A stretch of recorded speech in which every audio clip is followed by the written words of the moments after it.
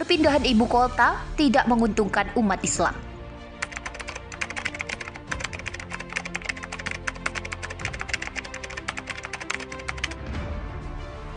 Menyalahkan orang, kelompok yang bergerak misalnya buat demo untuk menegakkan kebenaran, apakah ini dianggap sebagai sebuah upaya untuk membuat penggulingan kekuasaan? Ya enggak dong. Sebab diizinkan, demo sendiri kan dalam aturannya kan ada bahwasanya itu adalah menuntut haknya atau ingin menegakkan sebuah tatanan yang artinya ingin membantu kekuasaan yang sah agar semakin sempurna. Kalau itu maknanya juga benar, cuman kadang ini loh permusuhan orang dengan orang ini, kadang sesuatu yang baik dimaknai yang jelek untuk membuat satu mempengaruhi umat agar menjelekkan sebuah kelompok tersebut, yaitu kelompok yang berkumpul berjuang misalnya untuk menuntut keadilan atau menuntut sebuah kebaikan yang harus dihadirkan. Kemudian ada yang tidak cocok menganggap ini adalah bentuk perlawanan terhadap pemerintah atau penggulingan terhadap kekuasaan. Nah ini adalah hal yang semacam ini juga kurang adil. Dan memang harus kita akui bahwasanya di dalam akidah kita ahli sunnati wal jamaati adalah keluar dari imam tidak diperkenankan. Cuman bentuk keluar itu dari mana sih? Yang dimaknai keluar dari imam yang sesungguhnya itu seperti apa? Dan negara sendiri kan tatanannya berbeda-beda. Ada imam yang tidak ada batasnya bertahun-tahun, ada kepemimpinan yang setiap 5 tahun ganti. Ini bentuk perubahannya kan dia berbeda-beda caranya. Jadi segala upaya di dalam negeri itu yang masih dalam prosedur yang diizinkan, seperti membuat demonstrasi yang baik, yang tidak membuat kerusakan, untuk misalnya mengangkat kaum buruh, untuk mengangkat ini atau termasuk menegakkan kebenaran, maka selagi ini adalah disahkan dan bukan dianggap sebuah kudeta, bukan dianggap sebuah penggulingan kekuasaannya. Atau sekelompok orang merindukan rasanya, tolonglah di sebuah negara, terlepas apakah Indonesia atau yang lainnya, Pak Raja, Tuan Raja atau Pak Presiden atau Pak Perdana Menteri, tolong ini begini, saya ingin membuat perubahan, berkumpul di sebuah tempat. Mereka tidak membawa senjata, tidak perang, tidak bisa dianggap sebagai penggulingan kekuasaan. Akan tapi ini dalam rangka menunjukkan keinginannya dan ingin menampakkan tentang kekurangan negeri ini agar dibenahi. Kalau semacam ini juga sah. Permasalahan kita ini kalau sudah ada kubu-kubuan saling bermusuhan, sehingga orang yang menyuruh kepada kebaikan dianggap sebagai melawan pemerintah, dianggap sebagai upaya untuk merongrong pemerintah, keluar dari pemerintah. Nah ini hal yang semacam ini harus dihindari. Artinya kita harus benar-benar adil di dalam membaca permasalahan. Dan memang betul, jadi jangan sampai kalimat tidak boleh keluar dari pemerintah kemudian digunakan untuk melemahkan siapapun misalnya yang ingin mencari keadilan, kaum buruh, kaum ini misalnya, yang kaum orang-orang lemah.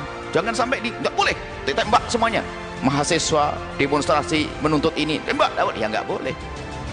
Ini keluar dari imam, ya nggak bener. Ini kalimatul haqqin urida bihal batil, sehingga kalimatnya benar tapi hanya untuk memangkas ini, memangkas keinginan-keinginan mereka yang baik, itu nggak dibenarkan.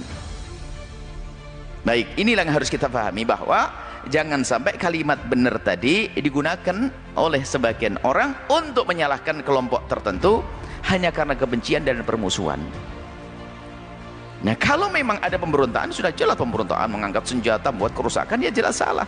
Tapi jika sekelompok, dulu pernah ada juga mahasiswa yang menuntut, kemudian ada demonstrasi buruh ini, kemudian ada sekelompok kaum muslimin yang menuntut ini hal yang semacam ini tidak bisa serta-merta kita katakan sebagai bentuk penggulingan kekuasaan yang tadi disebutkan keluar dari imam, karena mereka masih mengikuti aturan, menginginkan, menyodorkan sebuah keinginan agar dituruti demi kebaikan umat.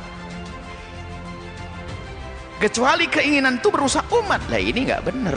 Keinginannya juga hal yang baik. Itu loh, maksud kami lihat saja yang adil dalam melihat permasalahannya. Dan kita pun juga tidak bisa merubah kebenaran yang disampaikan oleh para ulama bahwasanya keluar dari imam adalah tidak boleh, nggak boleh kita rubah jadi boleh. Tetap tidak boleh. Keluar dari imam yang benar, dari pemimpin yang benar adalah tidak diperkenankan. Cuman apakah semua gerakan yang sifatnya ingin membuat perubahan dianggap sebagai keluar dari imam? Ini yang salah, yang menyamakan semua sesuatu yang berbeda.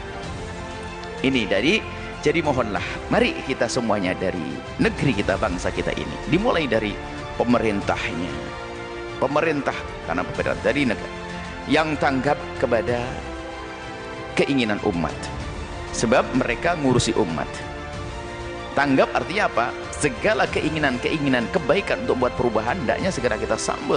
Supaya apa? Di dalam hati masyarakat itu tenang karena kebaikan. Kecuali kalau ada rakyat menginginkan ketidakbaikan, oh jangan dituruti. Kalau mau dihukum yang demikian itu. Kalau yang diinginkan kebaikan, maka hendaknya disambut.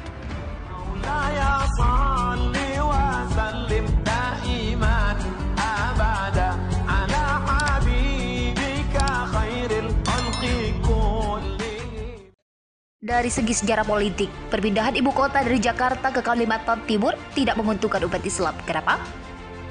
Pertama, sejarah Jakarta adalah sejarah perjuangan Islam. Jakarta atau Batavia dibebaskan oleh pahlawan Fathahillah dari cengkraman Portugis. Ia kemudian mengganti nama Batavia atau Sunda Kelapa menjadi Jakarta. Jakarta juga berarti kemenangan yang nyata. Dari Jakarta kemudian berubah nama menjadi Jakarta pada 22 Juni 1527 lalu.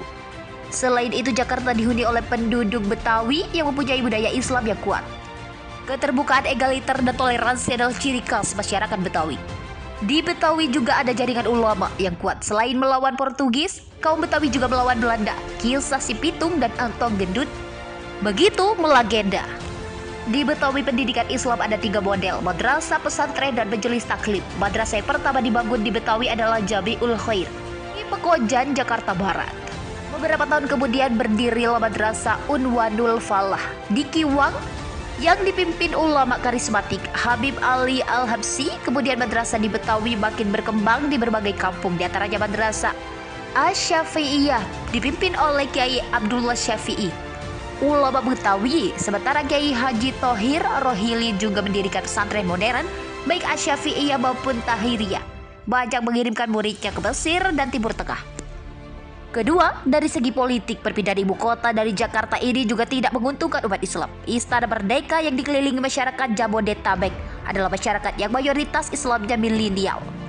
Mereka mempunyai gairah tinggi terhadap Islam. Masjid-masjid di wilayah ini mayoritas banyak jamaahnya.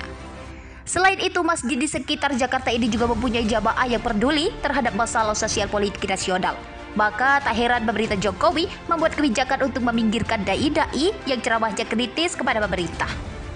Jadi, bila sewaktu-waktu pemerintah pusat atau DPR mengeluarkan kebijakan yang tidak menguntungkan umat Islam, maka masyarakat ibu kota baru kemungkinan besar akan sunyi penentangnya. Masyarakat di luar Kalimantan Timur bila protes, maka bisa dianggap angin lalu karena tidak langsung bertemu atau menyentuh pejabat di ibu kota.